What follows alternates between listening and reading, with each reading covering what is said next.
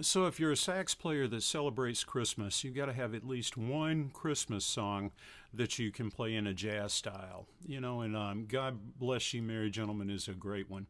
I love the tune. I just love turning it into a jazz interpretation. So I thought I'd show you some little tricks, some embellishments, some techniques for giving it kind of a swing feel with a jazz interpretation. First, we've got to realize that the whole tune is based on one scale. It's based on the A minor scale. Every note in this melody is from that scale. So I would start by playing the A minor scale a few times. Listen to it.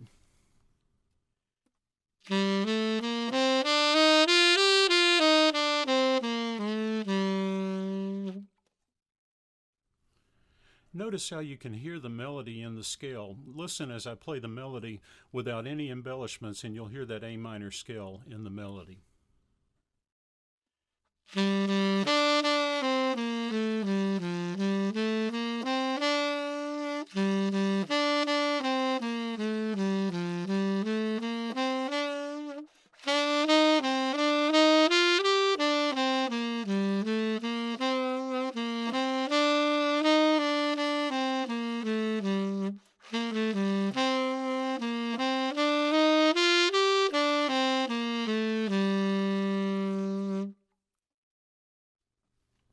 So your first step will obviously be to play the melody and just play it without any embellishments. You can do it a little slower than I just played it. I wanted to go ahead and get through it so that we could get on to these embellishments and the things that make this such a fun tune to play. But take your time with it. Make sure you're playing the notes accurately and that you're getting a good feel for the melody and recognizing that it's in the key of A minor. All of the notes are on that A minor scale. One of the first embellishments we'll learn is using the flat 5 to embellish the 5 on the A minor scale. So if you count up the A minor scale, 1, 2, 3, 4, 5, A, B, C, D, E, you'll find E is the 5th tone. Now we can add a little bit of an E flat to slide into that E. Listen as I slide into the E from the E flat.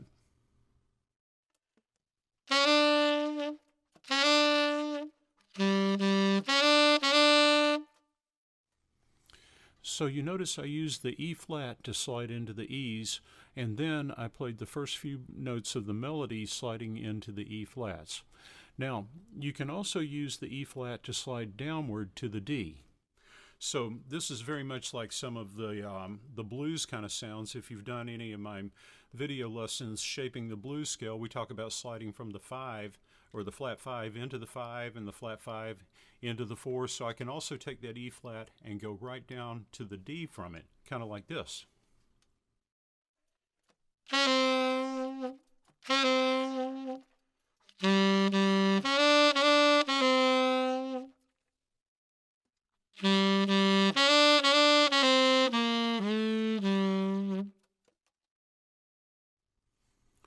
These little half-step slides, like the E flat going into the E natural or the E flat going to the D, these give you some really soulful kinds of sounds. In fact, you can do these on other tones in the melody.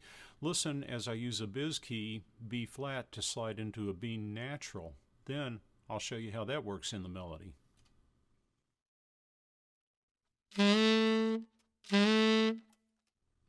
Now listen to the first few bars of the melody and you'll hear some of the half-step slides into E's, into D, and I'll also do the slide going into the B and the descending scale line that's part of this melody.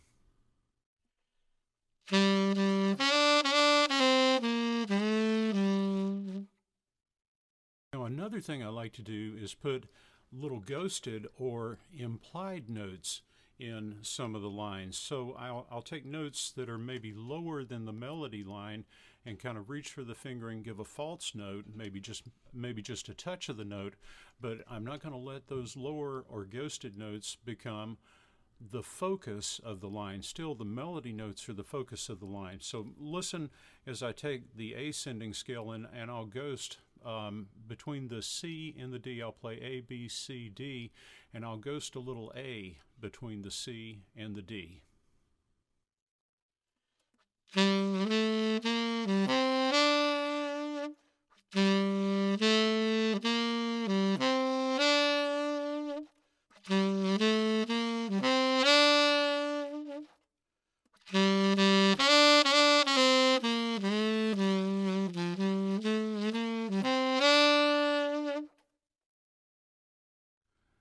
I also like putting in these little turns in these descending scale lines in the melody.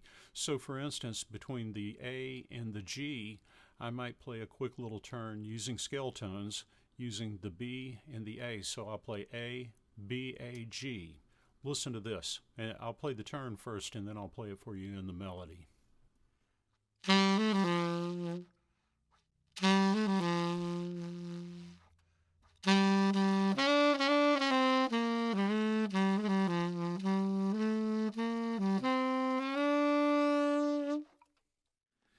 So that should give you an idea of some of the things I'm doing as I play this melody. Now I'll play it for you again in a moment, and I want you to listen for other spots where I might use some of these little bends into notes and where I might use some of these turns.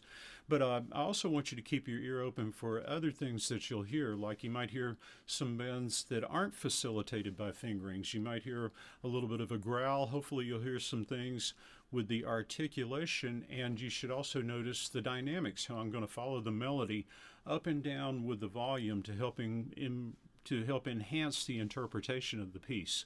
Now, one other very important component that you'll notice is that there's a bit of elasticity to the rhythms.